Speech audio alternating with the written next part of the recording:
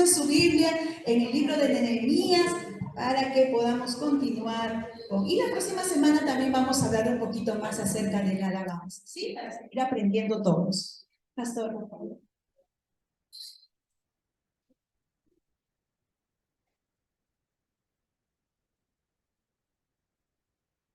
Amén. Claro que sí. La pastora también tiene que predicar. Bien, amén. Amén. Buenos días con todos. Que el Señor les bendiga. Ahora sí, si podemos prender esta de aquí, esta luz. Muy bien. Gracias al Señor por esta mañana. Gracias también porque usted puede también disponer su corazón para venir a su casa y hacerlo con alegría, ¿amén? Porque dice la palabra del Señor que así como el rey David decía, vamos a la casa del Señor, vamos con alegría, vamos a darle todo nuestro ser, todo nuestro corazón a Él, porque Él es digno de toda gloria y toda alabanza. Nosotros, y a veces escucho, ¿no? No me gustó el culto, no me gustó la alabanza, pero el culto no es para ti, la alabanza no es para ti, es para Él. ¿Ya has preguntado si le ha agradado lo que tú le has dado? Entonces ahí cambia nuestra manera de pensar, ¿no?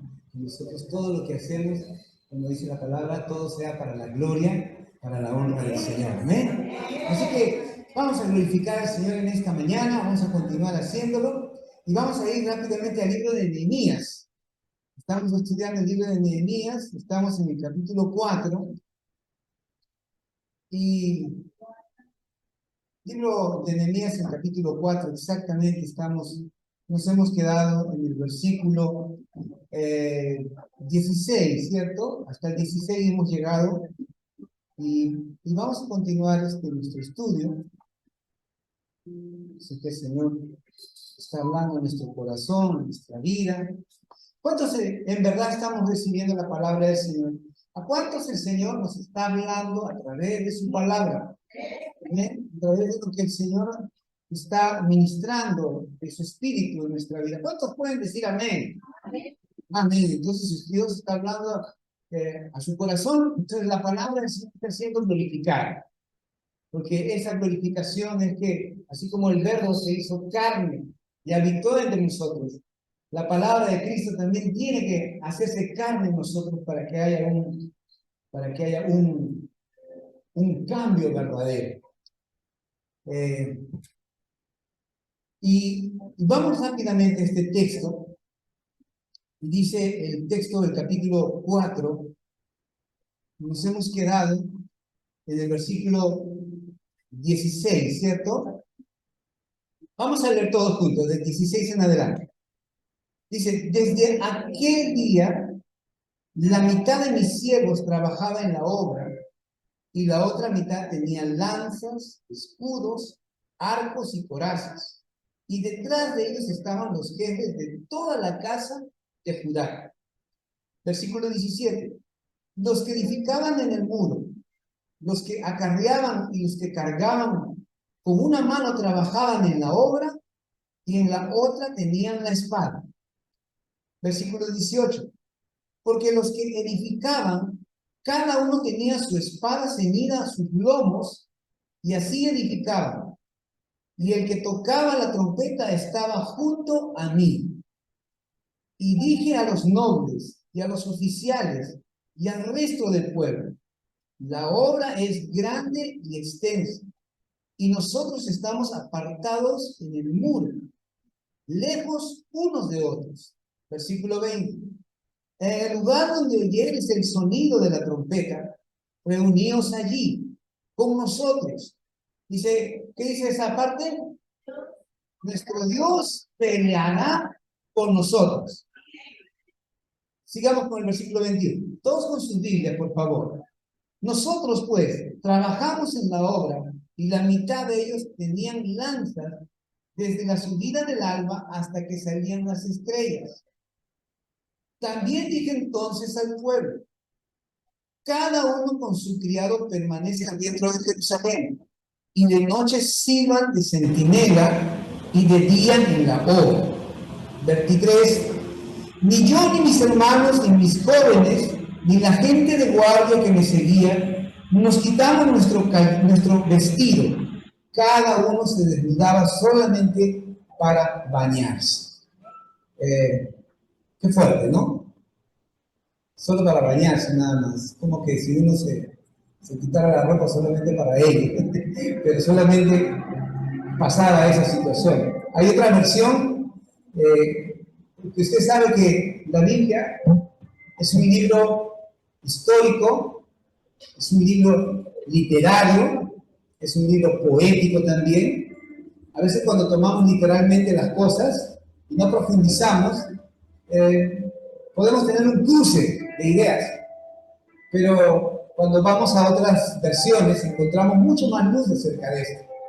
Y lo que me encanta esta traducción, que es la del lenguaje actual, y la del lenguaje actual dice algo parecido a esto, que, o sea, ellos estaban tan enfocados que nada les quitaba el hecho de que estén alerta a que el enemigo los pueda atacar. Cuando dice que ni siquiera se quitaban la ropa solamente para bañarse, o sea, está queriendo decir que ellos tenían un enfoque, o sea, tenían una mira, tenían algo que tenían que conseguir y no podían dejar de mirar aquello, porque si titubeaban o miraban a otra cosa, se iban a distraer y ya no iban a alcanzar el objetivo que era que debían estar ellos vigilando constantemente para que la obra de la edificación del muro sea completada.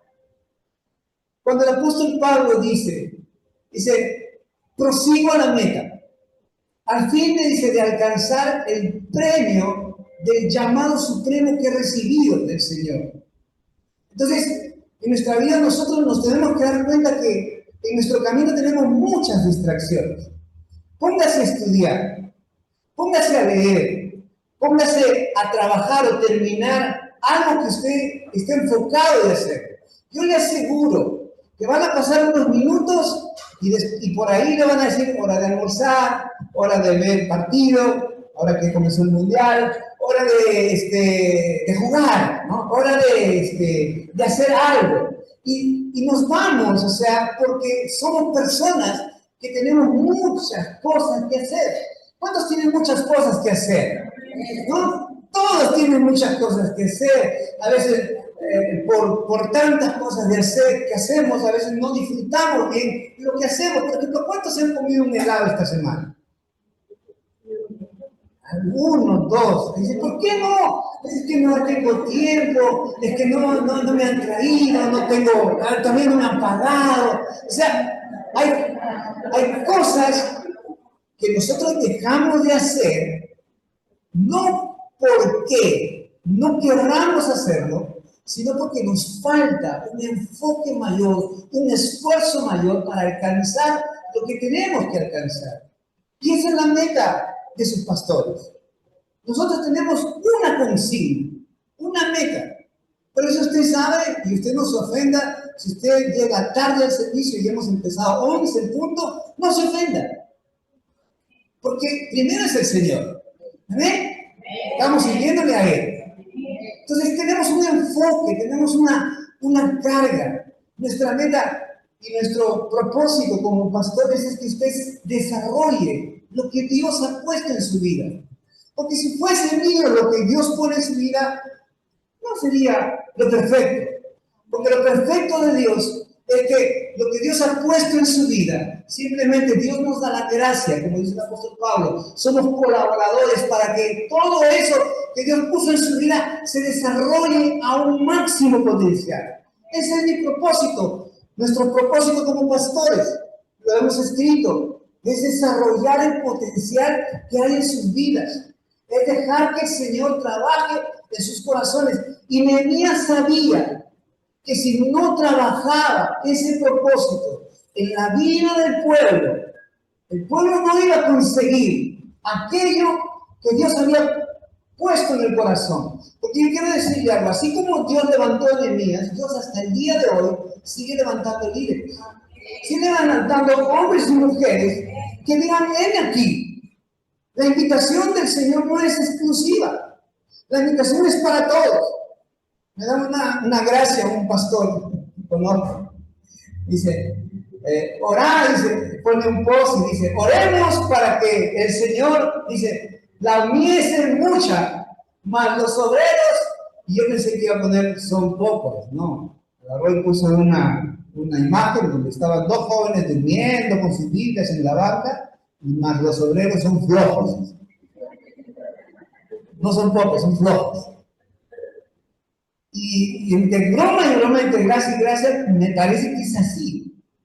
Porque nos cansamos, porque nos agotamos. ¿Quién no se cansa? ¿Quién no se agota físicamente? ¿Quién no se ha cansado? ¿Quién no se ha sentido débil? Todos nos cansamos, nos agotamos en algún momento de nuestra vida.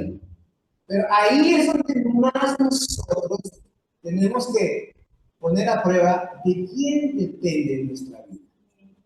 ¿De quién dependemos? ¿De nosotros? ¿De nuestras fuerzas? ¿De nuestra sabiduría? ¿De nuestra habilidad? ¿De nuestra capacidad? ¿De lo que hemos desarrollado? Porque el mismo Señor dice, el Señor está en su templo, calle delante de él toda la tierra. Y cuando el Señor quiere trabajar y quiere hacer algo en nuestra vida, Él va a producir eso perfecto. Dile al que está a tu lado, lo perfecto está en ti. Lo perfecto de Dios. Por eso dice, tenemos, el apóstol Pablo dice, cuando escribe a la iglesia, dice, tenemos este tesoro, dice, en vasos de barro, para que la excelencia dice, no sea nuestra, sino de Dios. Que aunque estemos atribulados, aunque estemos cansados, aunque estemos caídos, pero el Señor es el que siempre glorifica su palabra. El Señor es el que siempre nos levanta. Entonces, algo que tenemos que tener claro en este tiempo es que si Dios está comprometido con su obra, está comprometido con el llamado que te ha dado, Él va a terminar esa obra que empezó en tu vida y la va a culminar hasta quedar perfecta, perfecta, perfecta, perfecta y perfecta. ¿Cuánto podemos decir amén? Amén. Eso es. Entonces, te quiero en esta mañana que podamos entender a la luz de estos versículos cómo es que Dios nos habla. Primero, ¿cómo es la obra? ¿Cómo es el trabajo? ¿Qué es lo que Él quiere que hagamos? ¿A dónde tenemos que ir? ¿Con qué recursos nosotros tenemos que hacer lo que tenemos que hacer? Y lo primero que estuvimos viendo la semana pasada es que había un desánimo, es que había tristeza, había miedo, había depresión, había angustia, había, yo creo, un cuadro de estrés terrible en el pueblo del Señor. Porque imagínense usted cuando se preocupa. ¿Qué pasa cuando usted se preocupa, por ejemplo, no ha pagado la luz, no ha pagado el agua, no ha pagado los servicios esenciales? ¿Qué pasa con su vida? O algo más pequeño, por ejemplo, cuando usted tiene que llegar a su trabajo y está llegando tarde. Acá usted al punto, el Señor lo perdona, pero su jefe de repente le corta el sueldo. Entramos en una angustia, entramos en una desesperación. Y dicen que después de esta pandemia, los casos de depresión, de angustia en las personas han crecido casi un 60%. ¿Por qué? Porque muchas personas no tienen todavía esa salud en su vida. Yo les hablaba la semana pasada y dice la palabra en 1 Tesalonicenses 5:23, dice, todo vuestro ser, espíritu, alma y cuerpo, dice, sea guardado, qué cosa irreprensible hasta la venida del Señor. Entonces comienza el Señor a través de nuestro espíritu, renueva nuestro espíritu, toca nuestra alma y todo lo que nuestra alma toca afecta a nuestro cuerpo. Y nos desesperamos. Nos angustiamos y pasamos. Y hoy en día es una necesidad de que Aún la iglesia necesita ser sana mentalmente, tener salud en nuestros pensamientos, en nuestras intenciones, en nuestro corazón. Y que podemos llegar. Mira, tú puedes identificar, por ejemplo, cuando alguien se aísla, cuando alguien está solo. O sea, no es porque sea un antisocial, necesita confianza, necesita que alguien pueda tocarle un brazo y decirle, acá estoy para ayudarte. Y ahí, cuando dejamos esos vacíos, es donde muchas personas entran en depresión. Y hay personas que pueden llegar hasta el punto de decir, Dios ya no está conmigo, ni nadie está conmigo. Y ahí, cuando avanzan más allá, llegan estos ambientes de lagunas o momentos donde ya uno mismo dice, ¿para qué vivo?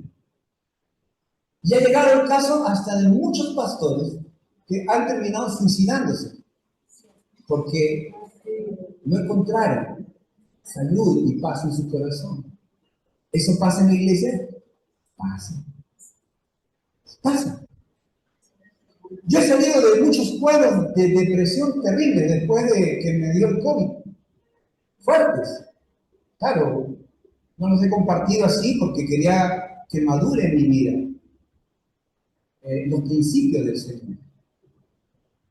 Y de ahí poco a poco yo le he pedido al Señor que el Señor le sane en mi vida. Y después, ayer fuimos a visitar a una experta en salud física, y ella nos decía esto.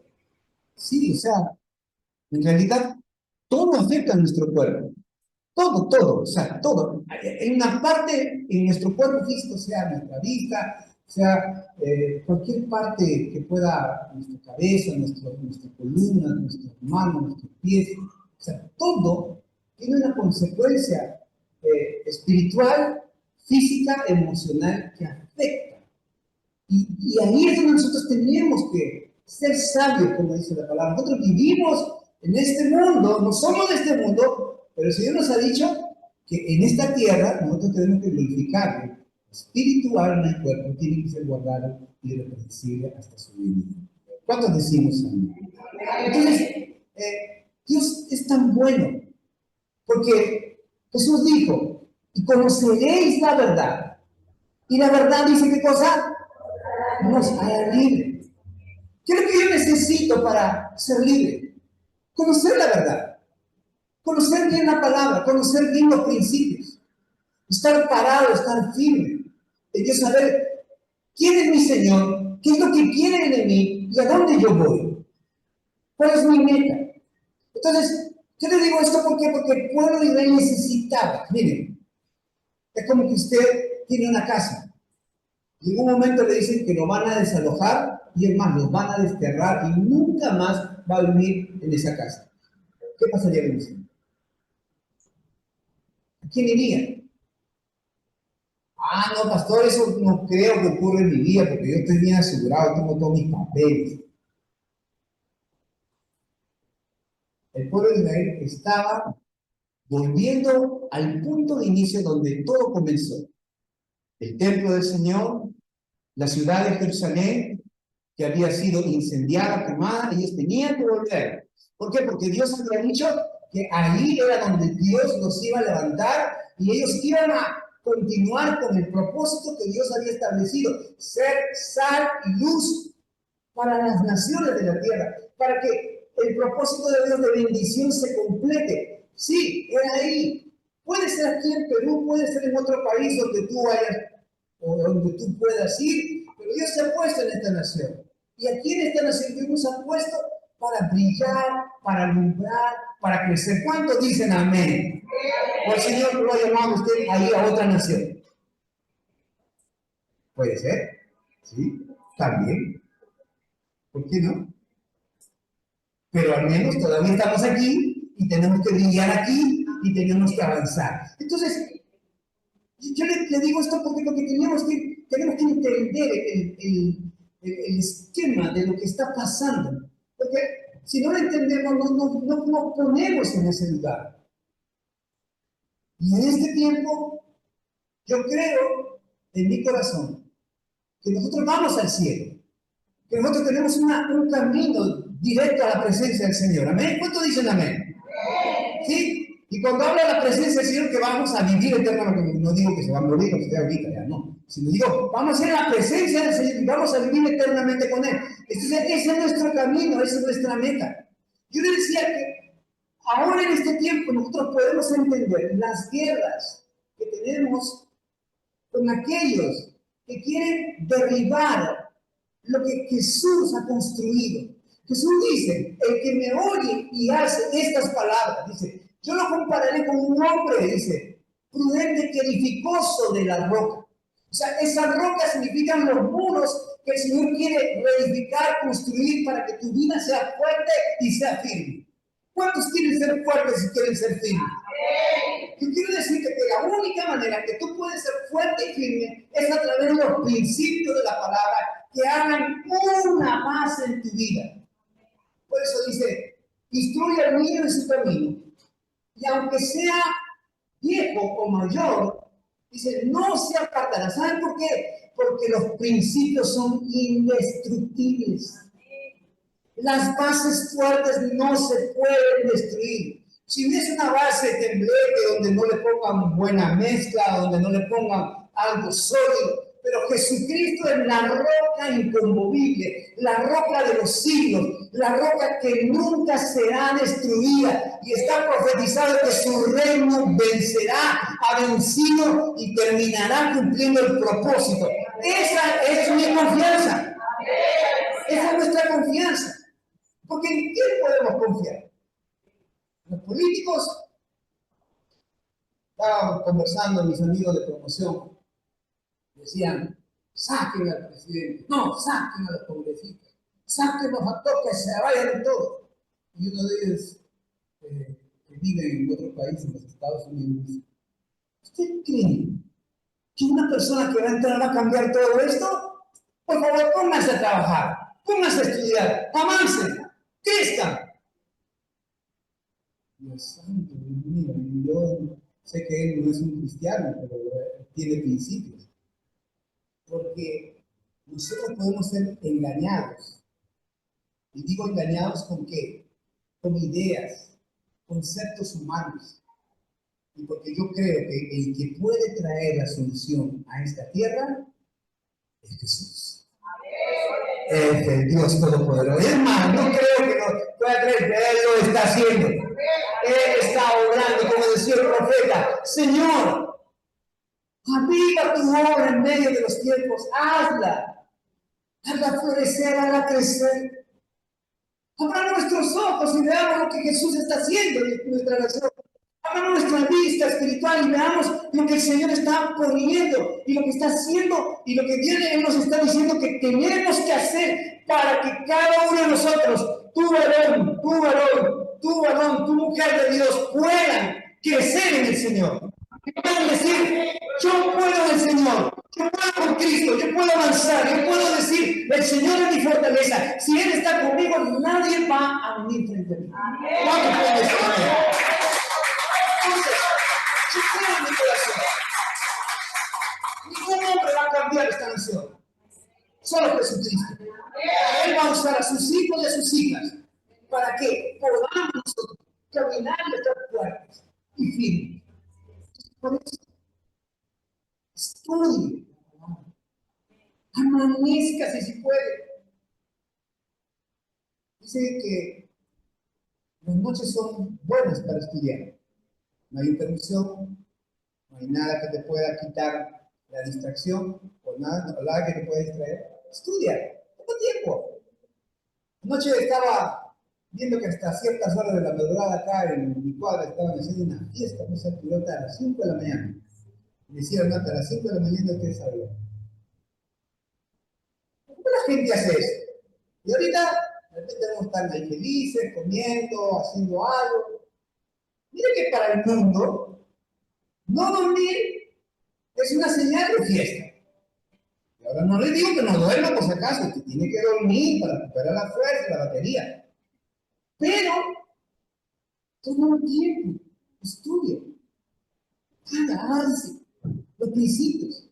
Acuérdese bien. Quien lo sostiene usted es el Señor y son sus principios. Entonces, yo necesito entender, entonces el pueblo necesitaba. Y por eso, dos cosas más, y yo creo que usted entendió esta palabra. Cuando vemos ahí en Nehemías, vaya conmigo, hay un énfasis muy fuerte acerca de lo que es la espada y el trabajo de la obra. Dice, y desde aquel día la mitad de mis siervos trabajaban en la obra y la otra mitad tenía lanzas. Versículo 17. Con una mano trabajaban en la obra y en la otra tenían la espada. Porque los que edificaban, 18, cada uno tenía su espada, tenían sus lomos y así edificaban. Y el que tocaba la trompeta estaba junto a mí. Y así era. O sea, tenían, mire el versículo 21, la parte B, y la mitad de ellos tenían lanzas desde la subida del alba hasta la salida de las estrellas. Y de noche dice, sirvan de centinela y de día en la obra. O sea, de noche vigilen y de día trabajen. ¿Qué era? Noche y día. Vigila y trabaja.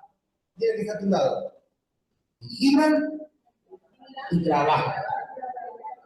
Yo quiero decirles algo. Hay un pensamiento muy humano.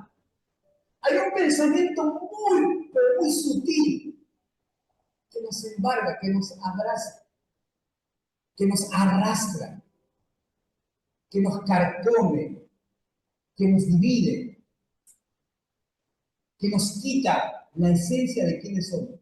¿Sabe qué? De ser solamente carnales y no espirituales. Pensar solo que aquí en esta tierra yo tengo que hacer todo lo que es material y no espiritual. Es terrible. Eso es, diga conmigo, eso es terrible. ¿Por qué? Porque nos quita la esencia. ¿Cómo el pueblo podía entender, como dice aquí en el versículo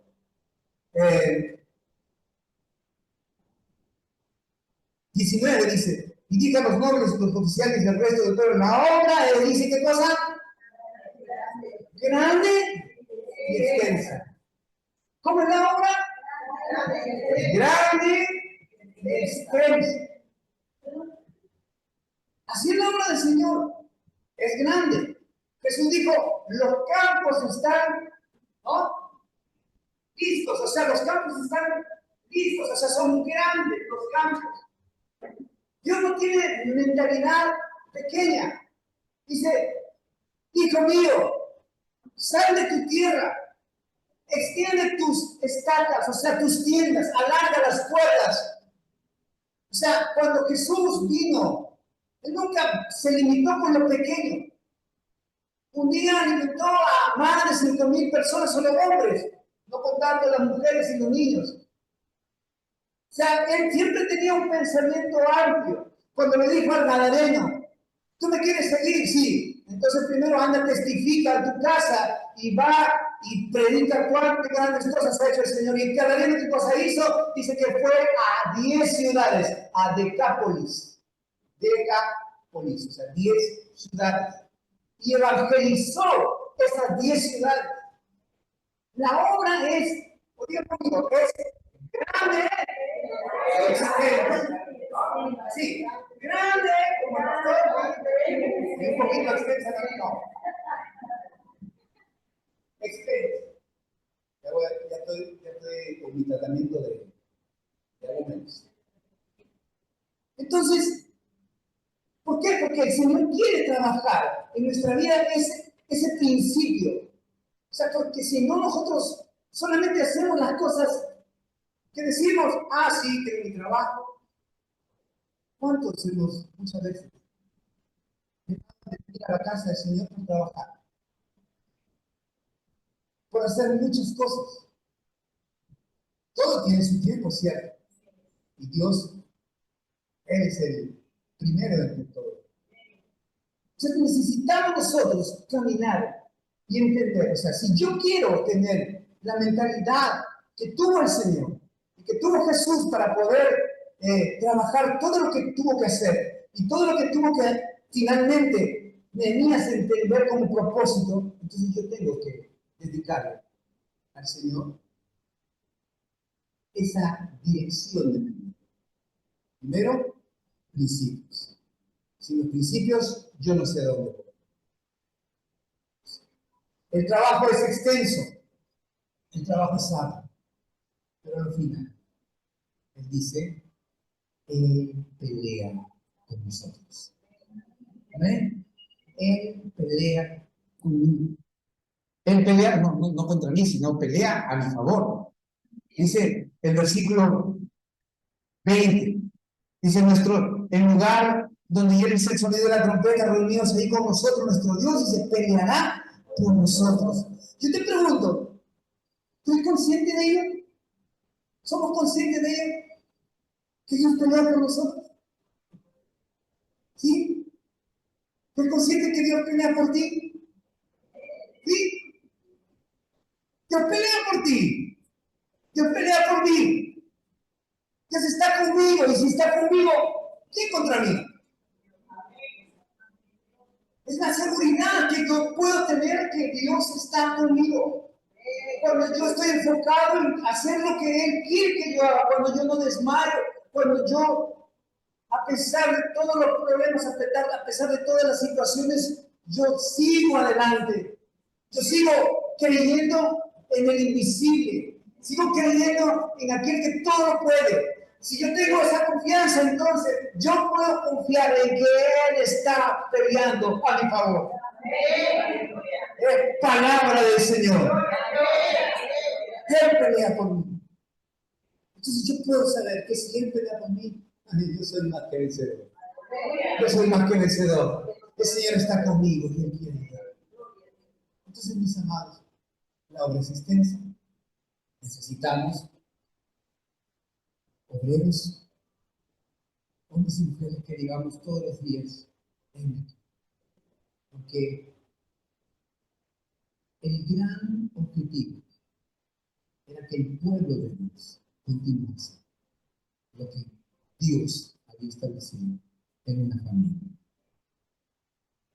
Y dice, pelea, ya conmigo, terminamos, el versículo estamos, versículo 14, dice, miré pues y me levanté a los nobles y los oficiales del resto del pueblo, y digo, no temáis delante de ellos, acordad del Señor grande y temible, y pelead, dice, por vuestros hermanos, por vuestros hijos, y por vuestras hijas, por vuestras mujeres, y por vuestras casas. Cuando habla de casas ahí, está hablando de tu familia. Ese es el propósito de Dios. Que las familias brillen, que iluminen, que este tiempo, porque hay una guerra contra la familia muy fuerte. El enemigo quiere desaparecer las familias, quiere raerlas de la tierra completamente, con muchas ideas y muchas doctrinas humanas y diabólicas. Pero Dios nos ha llamado a brillar en este tiempo, por nuestra familia. Pelea por tu casa. Porque Dios no nos ha dado espíritu de cobardía, sino de poder, amor y dominio propio. ¿Cuántos estamos orando por la familia? ¿Cuántos estamos orando, esposos? ¿Cuántos están orando por sus esposas? Si todavía no están en el Señor, avanza. Esposo igual. ¿Cuántos están orando por sus hijos? Amén, tenemos que orar. Padres por los hijos. ¿Cuántos están orando, hermanos, por sus hermanas? Peleen por sus hermanos. ¿Cuántos estamos orando para que toda la familia pueda entender el propósito de Dios? Esa es la batalla que el Señor nos ha dado.